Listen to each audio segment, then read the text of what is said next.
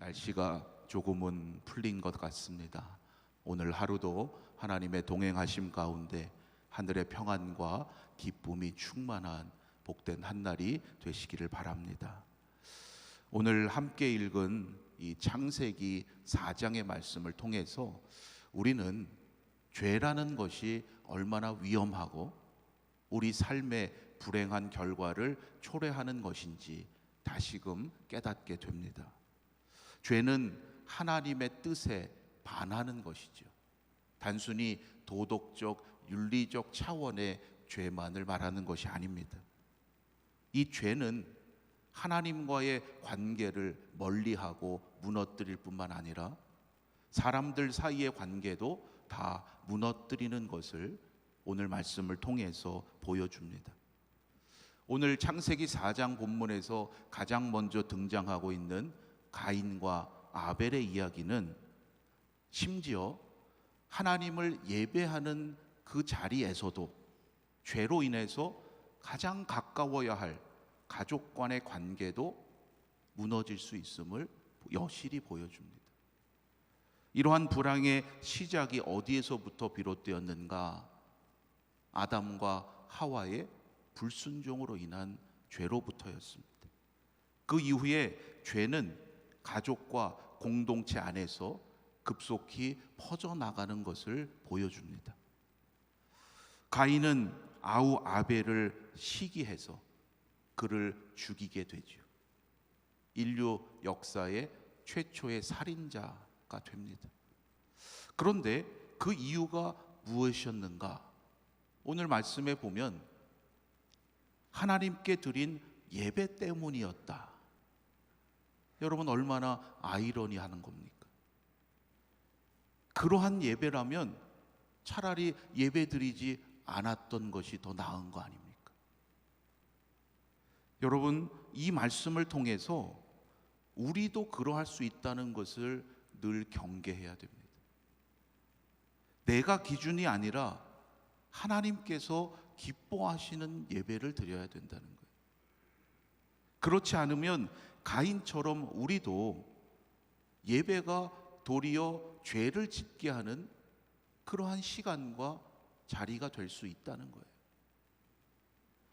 이 시간 교회 나와서 새벽 기도에 참여하기 어려워서 온라인 영상으로 예배 드리시는 분들이 계신데, 그러한 경우에 적어도 잠자리에서 일어나셔서 함께 찬송을 부르고 본인의 성경책으로 말씀 교독할 때 함께 읽으시고 말씀 듣고 나서 잠시라도 기도하셔야 됩니다. 그렇지 않고 그냥 이부자리에 누워서 영상만 본다면 여러분, 그것을 하나님께 드리는 예배라고 과연 말할 수 있는가 하는 거예요. 나는 예배 드렸다고 생각할 수 있겠죠. 하지만 하나님은 그것을 보고 계신다는 거예요. 새해를 시작하는 이때에 우리는 무엇보다 나는 과연 하나님께서 기뻐하시는 예배자인가?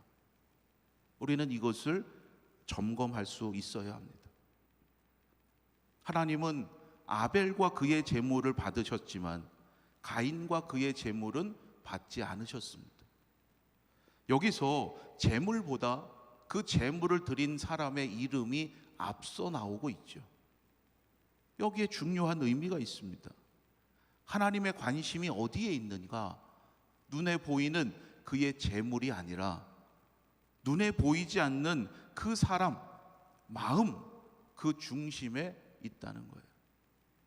하나님은 제물의 종류가 아니라 가인과 아벨을 보시고 판단하셨기 때문이에요. 히브리서 기자는 이에 대해서 아벨은 하나님을 경외하는 마음을 가지고 온전한 믿음으로 드렸기 때문이다, 우리에게 이렇게 설명합니다. 즉, 아벨은 제물을 드리면서 하나님께 자신을 드리는 마음을 가지고 있었다는 거예요. 하지만 가인은 제물은 드렸지만 자기 자신을 드리는 그러한 마음이 없었다는 거죠.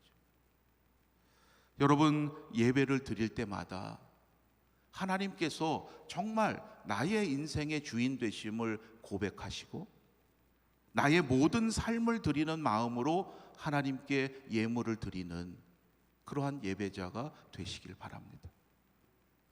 오늘의 본문에 보면 하나님은 가인에게 적어도 3번의 기회를 주셨다는 것을 알게 돼요. 첫 번째는 가인의 제물을 거절하신 것. 여러분, 이것도 가인에게 주셨던 소중한 기회였습니다. 왜 하나님께서 나의 제물은 거절하셨을까? 스스로를 돌아보았더라면 하나님께서 무엇을 원하시는지 깨달을 수 있었을 거예요. 하지만 가인은 하나님 앞에서 자신을 돌아보는 대신 분노하고 결국 아우를 죽이고 말았어요. 두 번째는 가인에게 내 아우 아벨이 어디 있느냐 물으셨습니다. 역시 그의 죄를 깨닫고 뉘우칠 수 있는 기회를 주셨던 거예요. 하지만 가인은 내가 내 아우를 지키는 자니까 뻔뻔하게 하나님의 물음에 반박하고 말았습니다.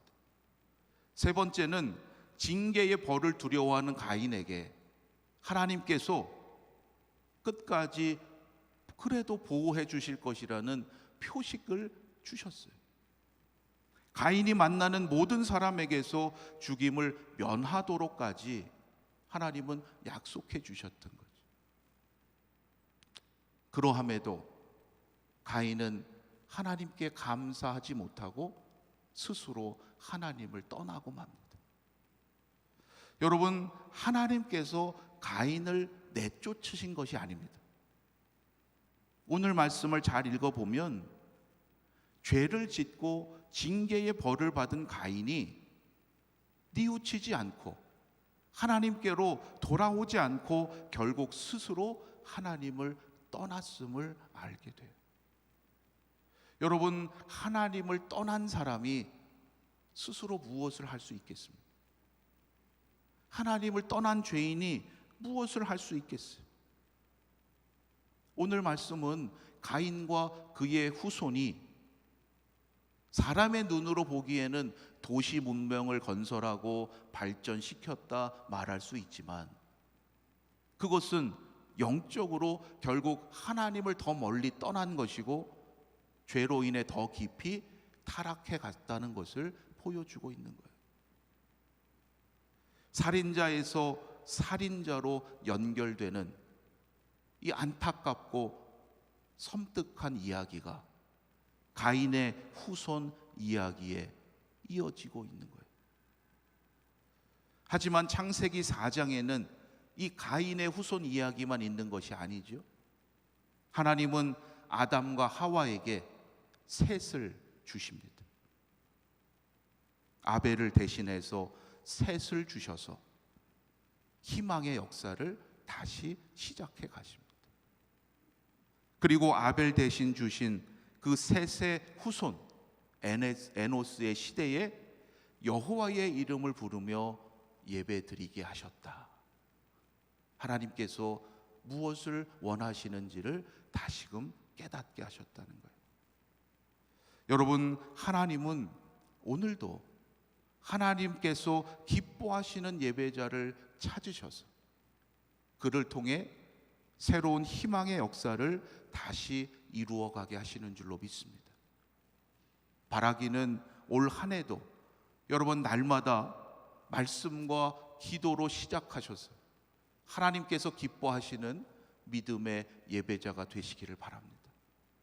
그것이 진정 이 땅에 새로운 하나님의 구원과 희망의 역사를 이루어가는 길임을 믿고 나는 비록 연약하고 부족하지만 그러한 나를 통해서 놀라운 하나님의 역사를 이루어 가시는 하나님의 손길을 날마다 체험하시고 감사하며 하나님께 영광 돌리는 복된 삶이 되시기를 주님의 이름으로 축원합니다.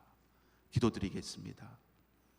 하나님, 2026년 새해를 주시고 지난 한 주간 동안에도 저희들을 보호하여 주시니 감사합니다. 올 한 해도 날마다 말씀과 기도의 삶으로 하나님께서 진정 기뻐하시는 믿음의 예배자가 되게 하여 주시옵소서. 이 예배의 자리가 하나님 앞에서 나의 삶을 돌아보는 시간 되게 하시고, 다시금 하나님만을 향해 나아가는, 하나님께 우리의 마음을 두는 거룩한 시간 되게 하여 주시옵소서.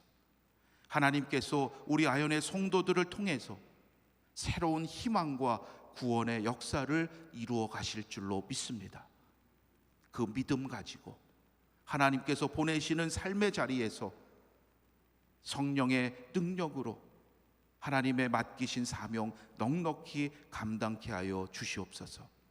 그 사명 감당할 수 있도록 올 한 해도 영육간의 강건함으로 지켜주시고, 만나는 모든 이들에게 하나님의 놀라운 행하심을 기쁨으로 전하는 복된 통로 되게 하여 주시옵소서. 올 한 해를 시작하며 믿음으로 결단하고 하나님께 간구하는 기도의 제목들이 있습니다. 하나님, 그 기도에 응답하여 주심으로 놀라운 하나님의 역사를 증거하는 자 되게 하시고, 하나님의 축복하심이 또한 많은 이들에게 함께 전하여질 수 있도록 역사하여 주시옵소서.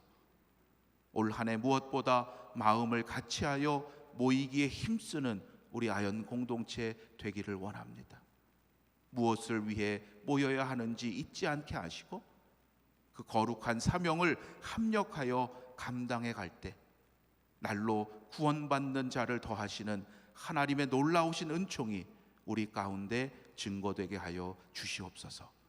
모든 것 감사드리며 우리 주 예수 그리스도의 이름으로 기도드립니다.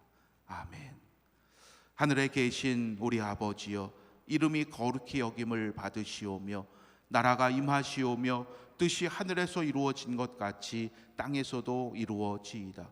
오늘 우리에게 일용할 양식을 주시옵고, 우리가 우리에게 죄 지은 자를 사하여 준 것 같이 우리 죄를 사하여 주시옵고, 우리를 시험에 들게 하지 마시옵고 다만 악에서 구하시옵소서.